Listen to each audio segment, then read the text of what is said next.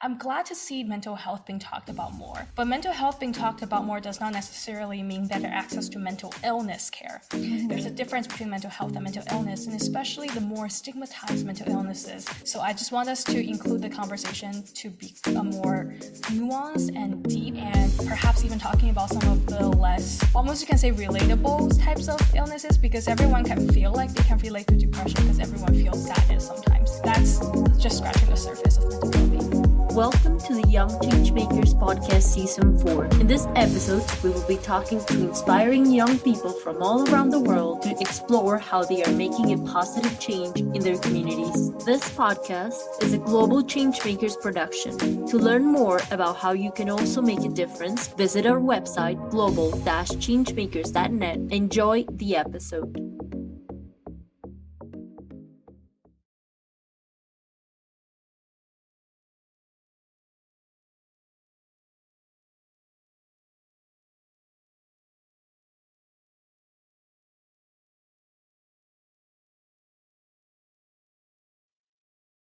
Hi everyone, thank you for tuning in to another episode of the Young Changemakers podcast. We're so excited that you've taken time out of your day to spend with us.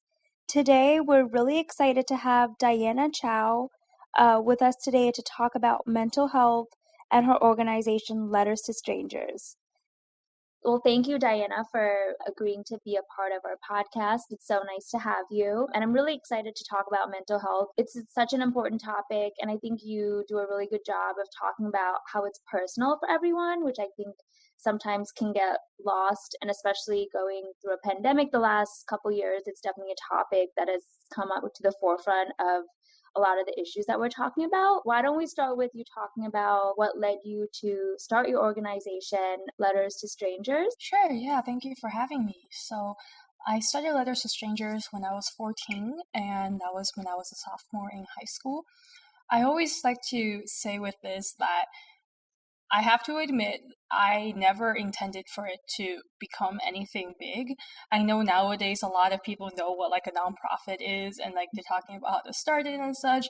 But especially back when I was first starting it, the only reason I was interested in doing it as like a little student club at my high school was because of my own experience, since I was diagnosed with bipolar disorder when I was 13 and I survived a series of suicide attempts. And as a first generation immigrant who was living beneath the poverty line with parents who don't speak English, it was very difficult to access healthcare, not, even considering the American healthcare system's complexities in general. Mm-hmm. And so I had found a lot of healing through writing, and especially writing letters to strangers. And so that was why I started Letters to Strangers. And I didn't know what a nonprofit was. I had no concept of such a thing. I had no plans for it to expand beyond my high school, but people from nearby heard about what we were doing. And especially because this was like 2014-ish. This was before the huge wave of talking about mental health on social media.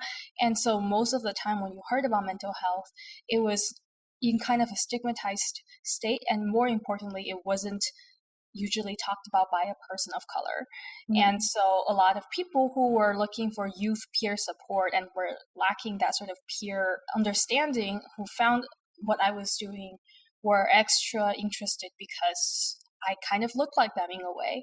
And so as people heard about what we were doing, they reached out about wanting to do similar things. And so then Letters to Strangers grew and grew. And so that's how it became today the largest global youth for youth mental health nonprofit. Mm-hmm. That's really awesome that, you took an experience that you were going through and then now you're able to connect with so many people, because it's clearly something people are going through and are having trouble talking about. You providing that kind of platform, especially based off of your own experience, is really, really great. Okay, so here's another caveat I have to throw in. Is that given all the years I've worked with people in this field, I've seen firsthand how the increase in talking about it on social media has correlated with almost a trendy version of mental health. Mhm. And the reason I mention this is because I remember very distinctly one time I had a high school student come up to me after a speech, and she was saying how depression and anxiety aren't cool anymore because everyone has them now. Now the next cool thing is bipolar disorder.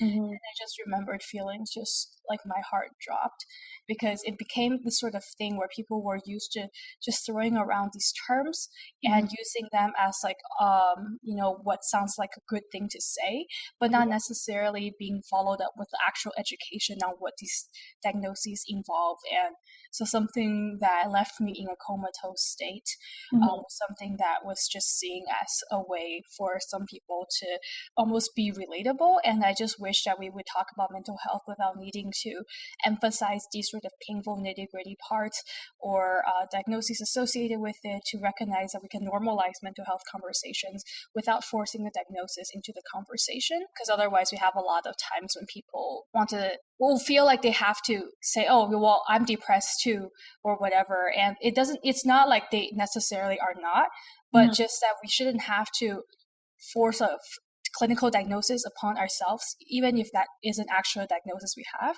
just to feel like we can have the conversation.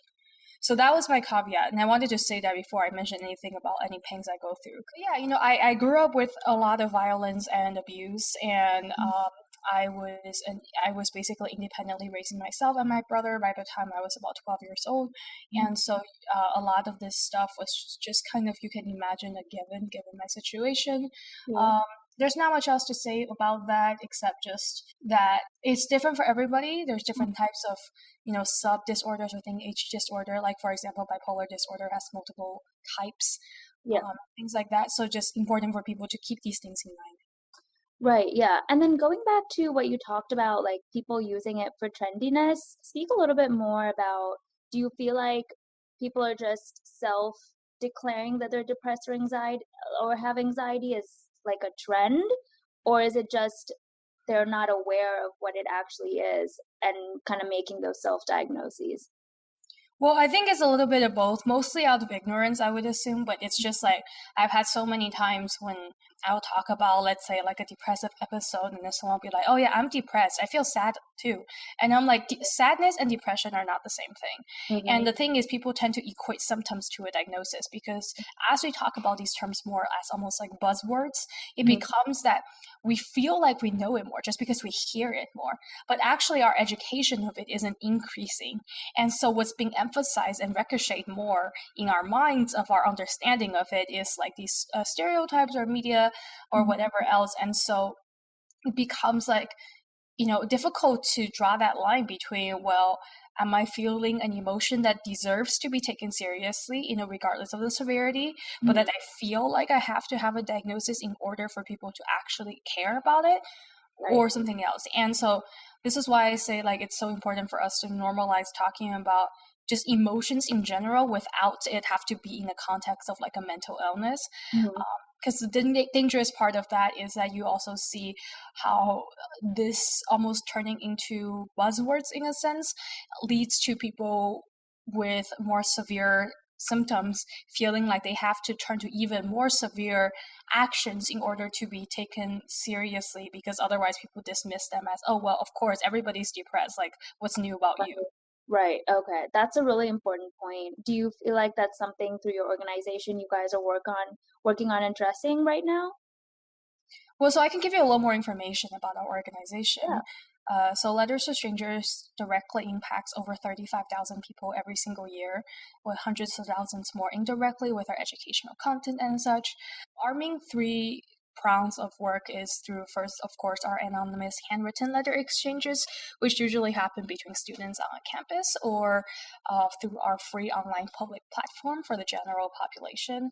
And so we exchange over 20,000 letters every year.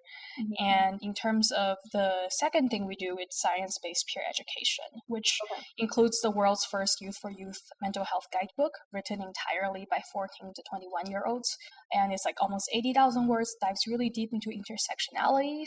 And we last December, so about a month ago, as of this recording, launched the Teacher's Handbook Mental Health Curriculum Guide to go along with that guidebook as almost like a textbook of sorts. Mhm. And so all of these resources are free to download digitally, but we also have purchasable physical copies. Mhm. And these all address the nitty-gritties of what mental illnesses are, but also how different identities and backgrounds can interact with it, as well as just writing it from youth peer perspective, but not jeopardizing the scientific integrity, since everything was reviewed by medical professionals and we have about 1,000 scientific citations. And then the third thing is our grassroots policy-based advocacy, which includes last November, we launched the first Pan-African mental health hotline, completely toll-free 24/7 for callers from Liberia and from 7 a.m. to 6 p.m. GMT for callers in other countries of Africa at 9898. So all of these are methods that we take to increase just mental health education in general, so that we can have that supplement any awareness that grows in society. What would you say has been some of your learnings when working with individuals from like different backgrounds, different ethnicities when it comes to mental health? We can talk about differences or even like similarities that you've seen across the different ethnicities and backgrounds. Letters to Strangers operates in over 20 countries, and that means that we're always talking with a lot of different types of people. We are very much aware of how different cultural factors can affect mental well-being.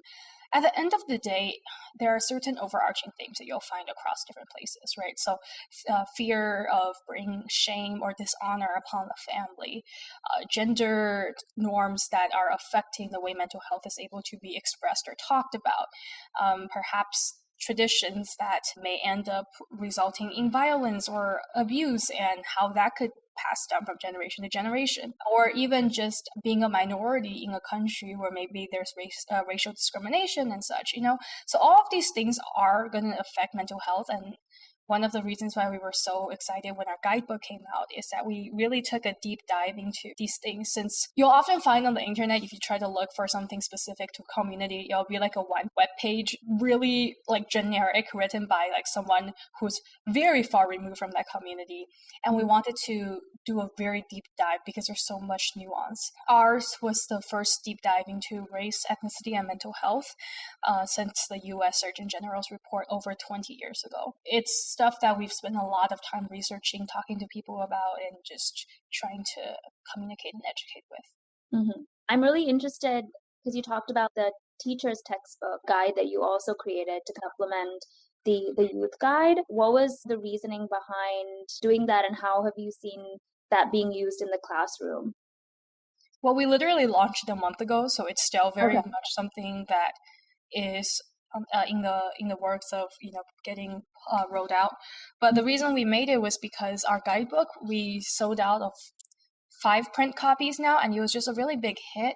But the thing is, a lot of teachers who wanted to use it in their classrooms were having difficulty with finding the time to create a whole curriculum out of it. And so we wanted to save them some time. So we worked with an expert panel of lifetime career educators, psychologists, etc., to create this sort of curriculum guide, which uses the guidebook as like a textbook.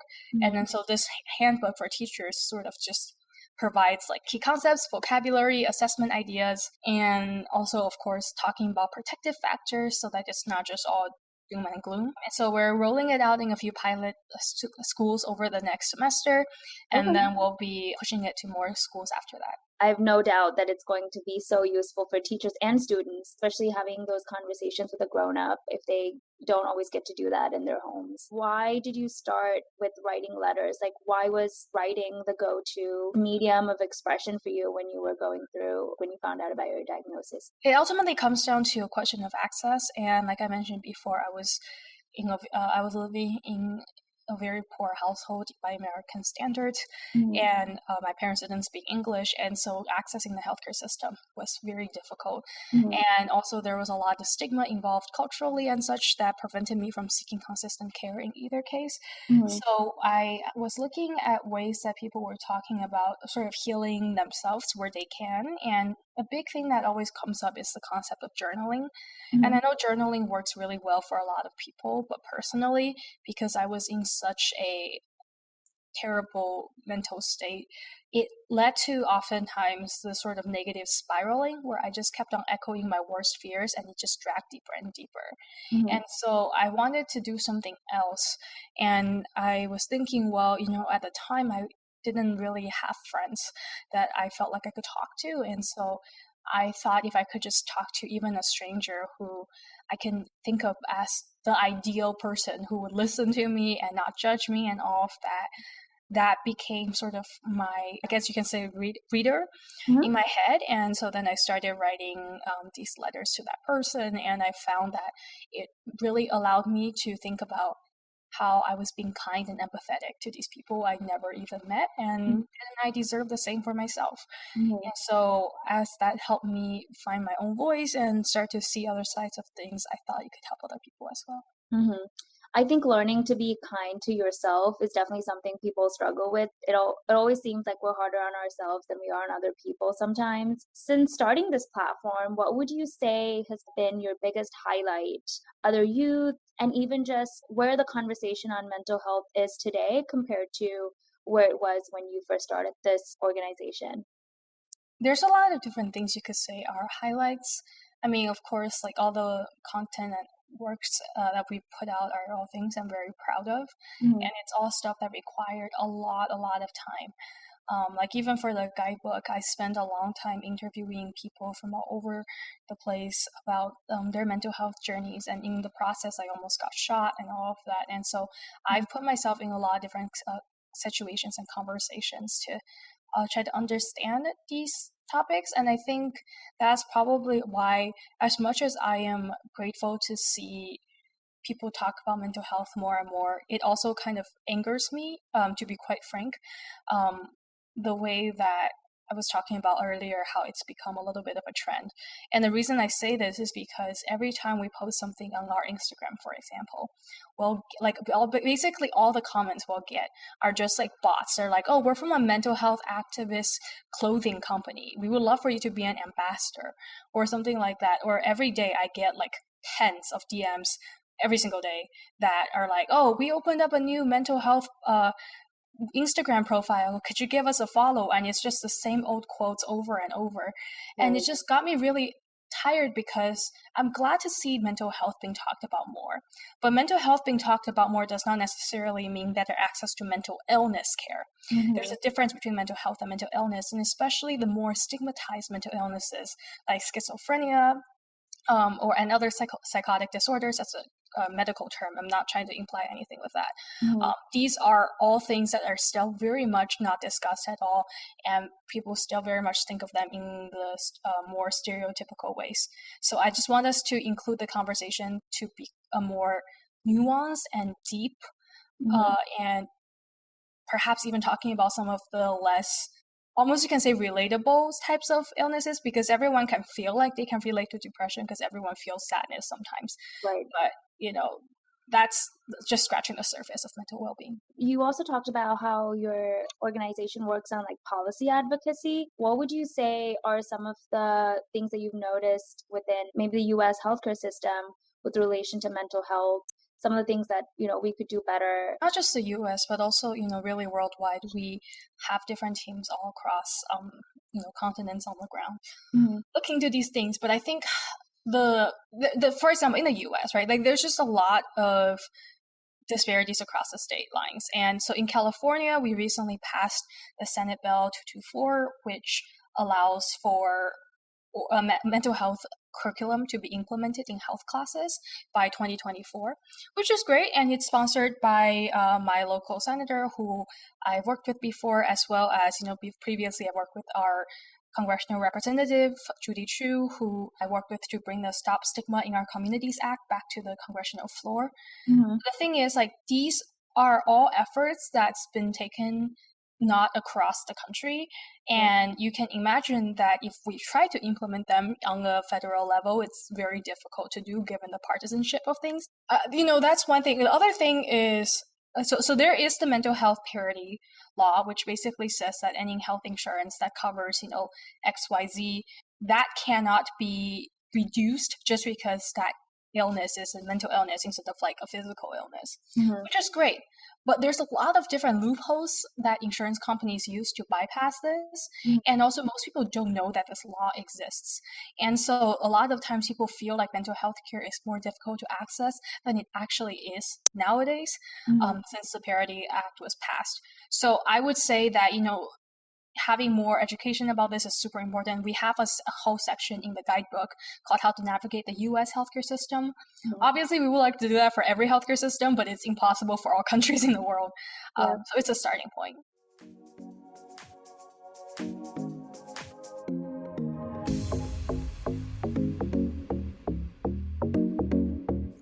Hi there! We hope you're enjoying the episode so far. At Global Changemakers, we support youth to create a positive change towards more inclusive, fair, and sustainable communities. We do this by providing skills development, capacity building, mentoring, and grants. Head to our website, global-changemakers.net, to join our programs and use our resources. Now on with the rest of the episode. I understand your organization does workshops within schools as well as part of your project. What is usually the approach that you take when introducing or talking about mental health with students? Well, it really depends on what the demographics are and what sort of education about mental health those students have previously had.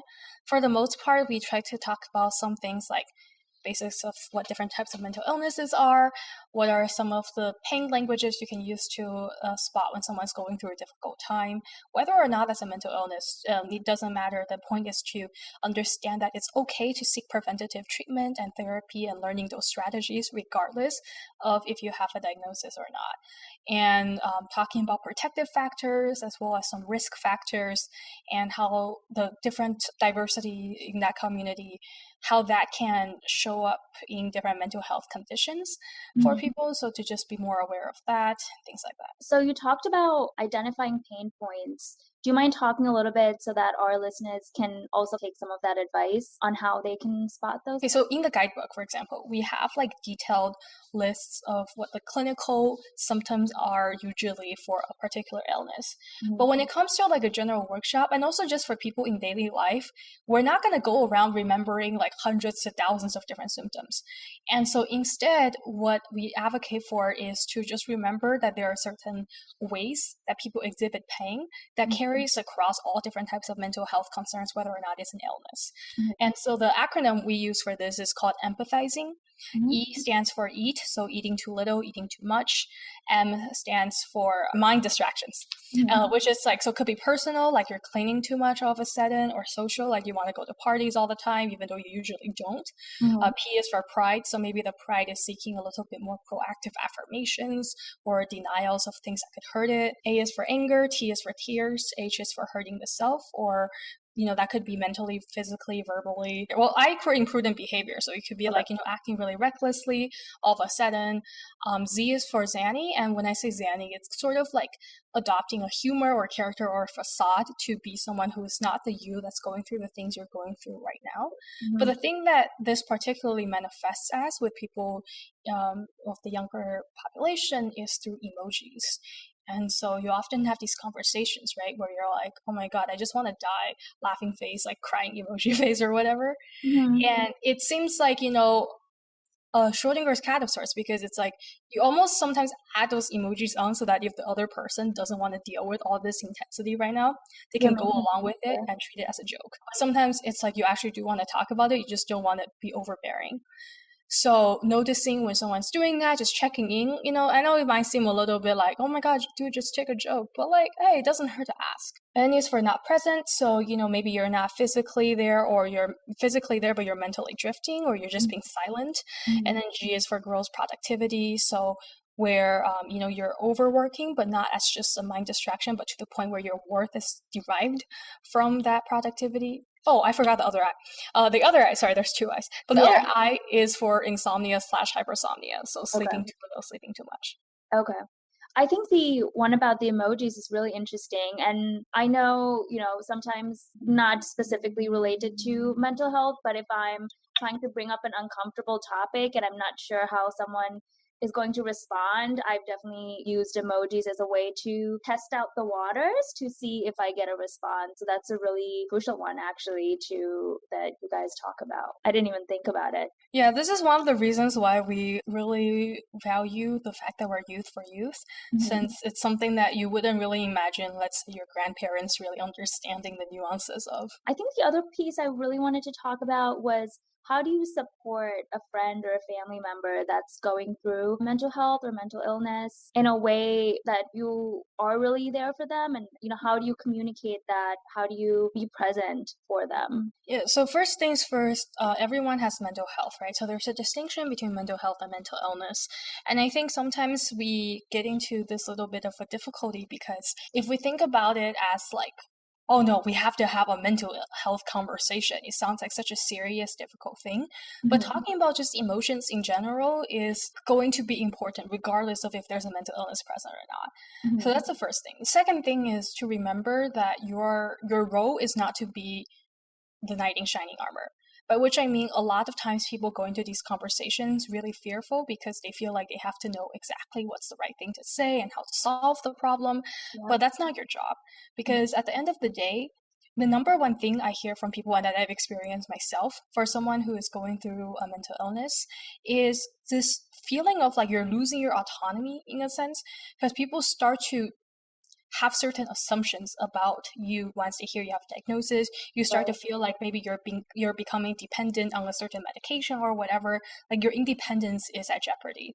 And so then when other people come in, even with really good intentions, saying like, hey, here's how you can solve your problem, it can often feel a little condescending because it's like, oh great, another person who's like treating me like I'm not a person with my own judgments and values and ability to make decisions. And the other thing is, most of the time, any suggestion someone makes is probably already thought of by the person they're trying to help. So, yeah. So I always tell people, rather than thinking about it like, oh, I need to know what to say or how to solve their problem, think about it more like your role is to be more of a partner in crime, to walk alongside that person as they figure out the road they themselves want to walk. So whether that be reminding them of their autonomy by having them help you with something that feels a little maybe silly, like, oh, how do I text back my crush or whatever. But something that reminds them that, hey, you see them as an actual full person who has stuff that they can actually do. Also offering things as questions rather than like solutions that you feel like would work. So speaking in I, basically. I think rather than saying like, oh, well, why don't you just try yoga, which makes the assumption that it'll work for everybody, you can say like, I've found that yoga tends to work for me, but what about you? Or something like that. So recognizing that whatever we say ultimately is a reflection of what we believe, but that might not work for them, and that's okay. Emphasizing the fact that everyone's journey is personal to them based off of their own background and experiences, and it's important to recognize that. Yeah, there's an acronym called WAIT, or Why Am I Talking? And I think it's really useful in these cases because, so I used to be a crisis counselor for the National Suicide Prevention Hotline, and that's one of the biggest things and first things they'll tell you is we always feel like we have to say something in response. But to be honest, most of the time, that's not what the other person needs, and it's really not conducive to the conversation. So just showing with your body language, with questions you ask that echo what they said, questions that confirm if you understood their emotions correctly, all of these things are much better than trying to reply just for the sake of replying. It's almost like showing that you're listening and that you're actively paying attention to what they're saying. Yes. And part of that is, how like a lot of times, for example, when you're applying to a job, people will tell you like, oh, you should try to personalize your cover letter, or when you apply for a certain college, you might want to include something in your college application that is specific to that school, so they feel like you actually are listening or you're genuinely interested in them. It's kind of a similar principle here where, if we say something blanket like, oh, I'm here for you, which is like very good, I'm glad that the person is there, but at a certain point it starts to feel just like if every single person is just like, okay, I'm here for you, it starts to feel like, well, what does that really mean? And so instead it's a lot more effective to ask questions about things that you already have thought of. You've taken the mental work to do that you think they might be able to benefit from, and ask them if they need it, so they don't have to take that mental space to a lot more tasks. Like, I'm gonna go get some food. I can bring you back takeout ramen. You want some? Or I'm heading to the pharmacy. You want to come with me and we can go pick up your medication together, or something like that.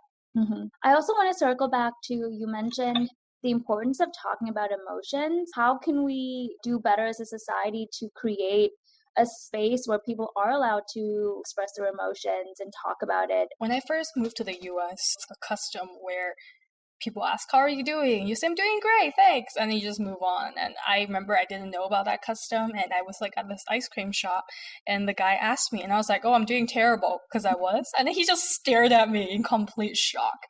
A lot of the times when I first came here too, you notice they don't actually listen to your response. But even before you've answered, they've like walked away. And you're like, why are you asking me if you don't want to know the answer? It's very much like a social custom, which, like, that's fine. But the way I try to bypass that is, instead of asking that question where we sort of are now trained to have an automatic response to, I'll ask like, how have things been for you these days? The same question, but worded a little bit differently, so it takes a little bit more time for people to process. And using that to ease into these conversations. Or you can also ask questions yourself about their emotions. Like, if you're talking with a friend about homework or something, and well, it sounds like this is something that's been really stressing you out. Have you been feeling okay? Asking them directly.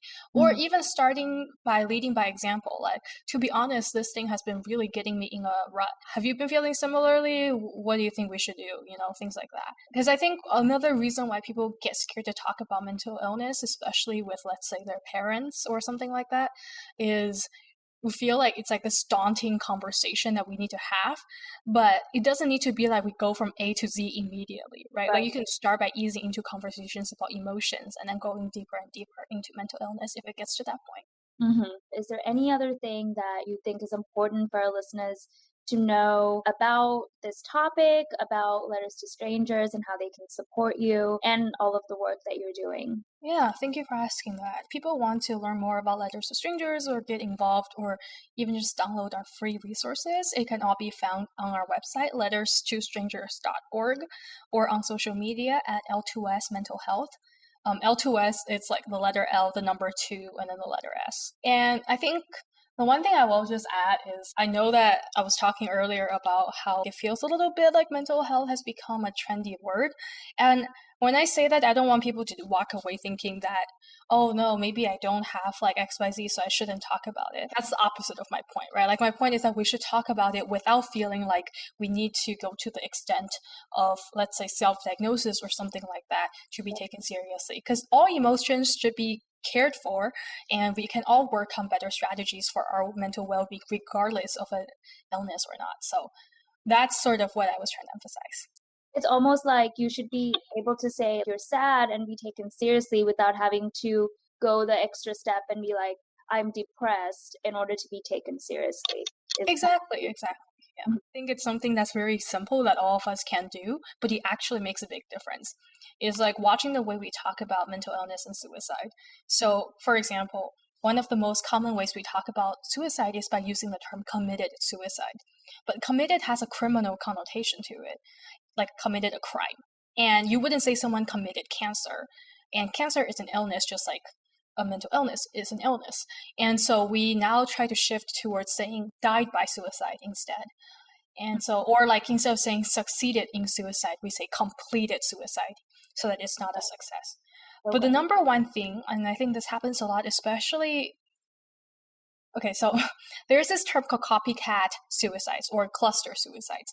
And they basically are when a bunch of suicides happen in a row, and they are particularly likely to affect young people because young people are usually on the same campus, in the same community, and so they have a lot of the same concerns that someone who might have died by suicide experienced.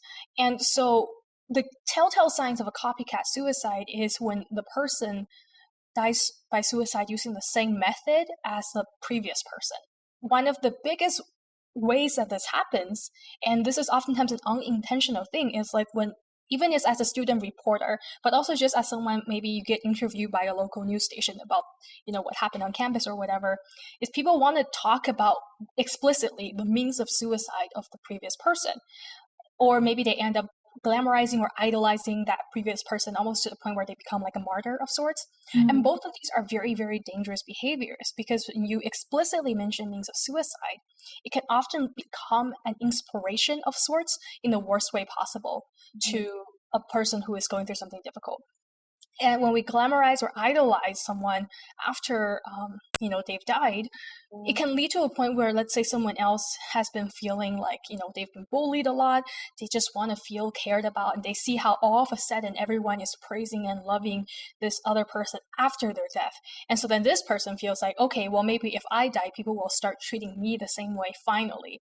And so then they feel like that is a valid way out, but it's not. This is why we often talk about at Letters to Strangers the importance of postvention. What strategies we can take after a suicide occurs to make sure that we remember the person, we honor their memory, but we have to keep on living and try to return to some sort of routine, because the more that we disrupt our lives to glamorize this person, the more that we can actually lead to immediate risk of copycat suicides. Wow, I didn't know about that. Would it be inappropriate for me to say it's almost like this way people think they can get attention, or they can get like the validation that they're looking for? If you think about 13 Reasons Why, which was such a popular show, one of the big reasons why a lot of mental health advocates were against it was because, one, it was explicitly showing means of suicide, which is not necessary for people to talk about suicide. It shouldn't even be included. But second of all, it was showing it as if now that this person has died, and they are finally getting sort of revenge, quote unquote, on all the people who have hurt them. But the thing is, no matter how sweet revenge is, or no matter how much people can end up actually changing their minds about you, if you're dead, you are not there to see those things. Exactly. Yeah, that is a big part of it. And I mentioned this also because when I was in high school, I lost a dear friend to suicide. And I remember I had felt so angry, and it's a human instinct to want to almost memorialize that person and glamorize them, because you want everyone to know how amazing they are, and you want to honor them as much as you can.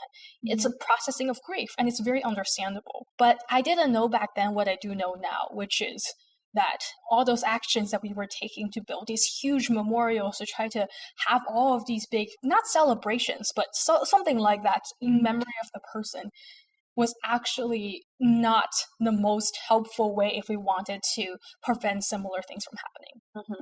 More stuff that's also in the guidebook, but condensed version here.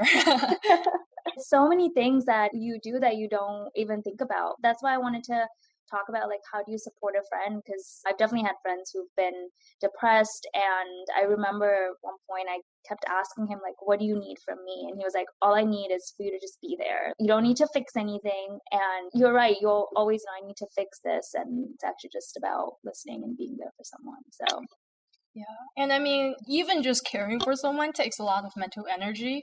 And so as much as we want to be of help to someone else, if it starts to take a toll on you, you have every right to step back and just let them know, like, hey, I care about you a lot. I feel like I don't have the right mental capacity right now to be there for you the way you deserve. And so for both our sakes, I'm going to take a step back for myself to sort of rejuvenate.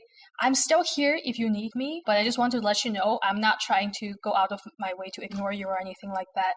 I'm just doing this for both of our sakes, and I love you and things like that. You know, just being very upfront and communicating that. Yeah, I think communicating that is important, and definitely can be a little bit of a struggle, but once you've said that that's why, then people can be like, okay, like, you know, it's not that they don't care. They just also need their own space, which of course everyone needs. Well, thank you so much for taking the time to come talk to us. It's so inspiring to see all of the work that you're doing to help young people based on your experience, but also kind of expanding it to not just your experience with the US health system, but also to other countries. It's been a pleasure having you. Yeah, well, thank you so much. Thank you for having me.